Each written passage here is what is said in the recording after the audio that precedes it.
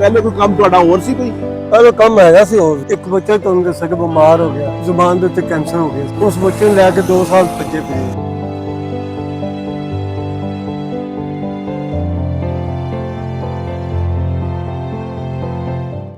बिस्मिल्लाहिर्रहमानिर्रहीम। अल्लाहुम्मा सल्लि अला मुहम्मद व अला आलि मुहम्मद। अस्सलाम वालेकुम। ਕੀ ਹਾਲ ਹੈ ਜੀ? ਠੀਕ ਹੋ? ठीक है, आपको शुक्र है। तबीयत ठीक है? शुक्र है। अच्छा, माशाल्लाह खिलौने रखे ने बच्चों के। हाँ जी, बच्चे खिलौने रखे नाल। अच्छा अच्छा अच्छा शुक्र शुक्र अल्हम्दुलिल्लाह। शुक्र जेड़ा टाइम की ना अपना मोहम्मद अब्बास। मोहम्मद अब्बास साहब, छोटे छोटे खिलौने बच्चों वास्ते ते ये मेन रोड ते बच्चे आंदे ने इत्थे? हाँ जी, इत्थे आने बच्चे हैगे, पीछे पार्क हैगी। अच्छा, पार्क के पीछे। हाँ ठीक ठीक ठीक। 2-3 बजे तो बाद फिर पार्क में चले जाइए। पार्क भी बच्चे आंदे ने, फिर तुहाडे कोल खिलौना छोड़ना ले खिलौने ले जाने। ते कोई गुजारा हो जाता है? अल्लाह पाक दे दे तो शुक्र है, हमने जो मिल जाए अल्हम्दुलिल्लाह अल्हम्दुलिल्लाह शुक्र है, हमने जो मिल जाए शुक्र है। शुक्र अल्हम्दुलिल्लाह। सुबह कितने बजे आ जाते हो उत्थे? अदे 10-11 बजे आ जाइए। 10-11 बजे। तो तुसी फिर शाम तक बैठे रहंदे हो? शाम तक मतलब रात 9 बजे तक इत्थे विच बैठे रही थे पार्क। सही सही। ते वेट मशीन भी रखी है हाँ तुसी? जी, वेट मशीन वजन थोड़ा लोग लंघदे लंघदे कोई ना कोई वेट भी कर लेंदे कोई ना हैं। कोई आ जाता बंदा। बस अल्लाह ताला ने एक जरिया बनाया ना जी रोजी दा। हाँ जी, ਤੁਹਾਨੂੰ ਜਿਹੜੀ ਅੱਲਾ ਨੇ ਰੋਜ਼ੀ ਦੇਣੀ ਹੈ, ਇੱਕ ਵਸਾਇਲ ਵਸੀਲਾ ਬਣਾ ਦਿੰਦਾ ਹੈ। सही। ਠੀਕ ਠੀਕ। ਤੇ ਮਾਸ਼ਾਅੱਲਾ ਬੱਚੇ ਕਿੰਨੇ ਨੇ ਤੁਹਾਡੇ? बच्चे माशाल्लाह असम 3 हैगे ने। 3 ਨੇ। 4 है से एक फौत हो गया। ਅੱਛਾ। 3 बच्चे ਤੇ ਬੱਚੇ ਤੁਹਾਡਾ ਸਾਰਾ ਬਣਦੇ ਨੇ? सारा बंदे से इकट्ठे हैं जी सारे ही। ਅੱਛਾ, ते रल मिल के गुजारा कर लेने, शुक्र है। ਸਹੀ ਸਹੀ ਸਹੀ। ਤੇ ਘਰ ਦਾ ਸਿਸਟਮ ਜਿਹੜਾ ਵਿੱਚ ਕਿਸ ਤਰ੍ਹਾਂ ਚੱਲਦਾ ਹੈ ਸਰ? ਚਲਾ ਲੈਂਦੇ ਹੋ? फिलहाल रल मिल के कोई आटा ले आते, धो ले आते, रल मिल के साथ कर लिया, इकट्ठा कर लिया। ਠੀਕ ਠੀਕ ਠੀਕ। ਆ ਮਹਿੰਗਾਈ ਦਾ ਦੌਰ ਹੈ, महंगाई दा ਰਲ दौर ਮਿਲ है। ਕੇ ਨਿਜ਼ਾਮ हाँ ਚੱਲਦਾ जी, ਹੈ। बड़ा औखा। ਤੇ ਮਾਸ਼ਾਅੱਲਾ ਕਿੰਨੀ ਉਮਰ ਤੁਹਾਡੀ? मेरी उम्र है कि 60 ਦੇ ਏਡ ਗਲ ਹੋਈ। 60 ਦੇ ਏਡ ਦੀ। शायद 60 ਦੀ ਹੋ ਗਈ ਕੋਈ। ਠੀਕ ਠੀਕ।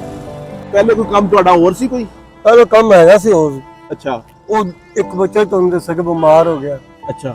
ਉਹ ਜ਼ੁਬਾਨ ਦੇ ਉੱਤੇ ਕੈਂਸਰ ਹੋ ਗਿਆ ਸੀ। ਓਹੋ ਹੋ। ਉਸ ਬੱਚੇ ਨੂੰ ਲੈ ਕੇ 2 ਸਾਲ ਭੱਜੇ ਫਿਰੇ। ਅੱਛਾ। ਉਹ ਬੱਚਾ ਵੀ ਡਰਿਆ ਤੇ ਸਾਡੇ ਕੋਲ ਜੋ ਅੱਲਾਹ ਪਾਕ ਦਾ ਹੈ ਕਰਦਾ ਸਾਰਾ ਕੁਝ। ਬੱਚਾ ਫੌਤ ਹੋ ਗਿਆ। ਬੱਚਾ ਵੀ ਫੌਤ।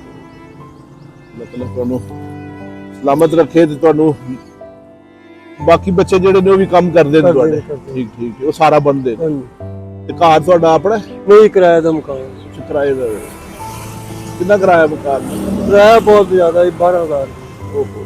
ਮਤਲਬ ਬੱਚੇ ਵੀ ਕੰਮ ਕਰਦੇ ਨੇ, ਤੁਸੀਂ ਵੀ ਮਿਹਨਤ ਕਰਦੇ ਹੋ ਇਸ ਉਮਰ ਦੇ ਵਿੱਚ, ਤਾਂ ਹੀ ਘਰ ਦਾ ਸਿਸਟਮ ਰਿੜਦਾ ਹੈ। ਚੱਲ ਰਿਹਾ। ਤੇ ਇਹ ਜਿਹੜਾ ਤੁਸੀਂ ਲਾਇਆ ਵੇ ਫੁੱਟਪਾਥ ਤੇ, ਅਗਰ ਤੁਹਾਨੂੰ ਕੋਈ ਇੱਥੇ ਕੋਈ ਰੇਹੜੀ ਲੈ ਕੇ ਦੇਤੀ ਜਾਏ ਤੇ ਰੇਹੜੀ ਰੱਖੀ ਜਾਏ, ਉਸ ਤੇ ਸਮਾਨ ਵੀ ਥੋੜਾ ਜ਼ਿਆਦਾ ਹੋ ਜਾਵੇ।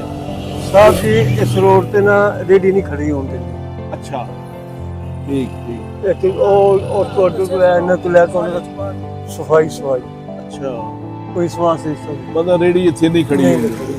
ਤੇ ਵੈਸੇ ਤੁਹਾਨੂੰ ਤੰਗ ਨਹੀਂ ਕਰਦਾ ਕੋਈ? ਤੰਗ ਨਹੀਂ ਕਰਦੇ। ਕਿਸੇ ਟਾਈਮ ਆ ਇੱਕ ਫੀਸਦ ਟੱਪੇ, ਉਸ ਟਾਈਮ ਸਾਨੂੰ ਕਹਿੰਦੇ ਜਿਹੜਾ ਤੁਸੀਂ ਅੱਗੇ ਫਿਰ ਬਾਅਦ ਤੁਸੀਂ ਦਾ ਫਿਰ ਬਾਅਦ ਅੱਲਾਹ ਤਾਲਾ ਤੁਹਾਡੇ ਇਸ ਰੋਜ਼ੀ ਦੇ ਵਿੱਚ ਬਰਕਤ ਪਾਵੇ। ਹਾਂ। ਤੇ ਇਹ ਅੱਲਾਹ ਤਾਲਾ ਨੇ ਤੁਹਾਡੇ ਵਾਸਤੇ ਛੋਟੀ ਜਿਹੀ ਮਦਦ ਭੇਜੀ ਹੈ, ਤੁਸੀਂ ਇਹ ਕਬੂਲ ਕਰੋ।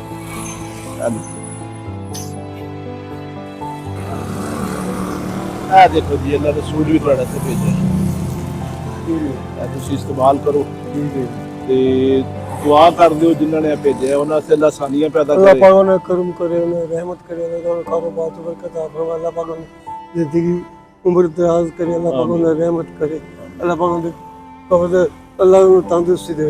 अल्लाह पाक ने तंदुरुस्ती दे, और मदद करें, गरीब इमाम की मदद करें दी तौफीक अता फरमाए। ਆਮੀਨ। सल्लल्लाहु तआला अलैहि वसल्लम। ਤੇ ਵਾਸਤੇ ਰਹੋ, ਅੱਲਾਹ ਤਾਲਾ ਤੁਹਾਨੂੰ ਸਲਾਮਤ ਰੱਖੇ। ਆਮੀਨ।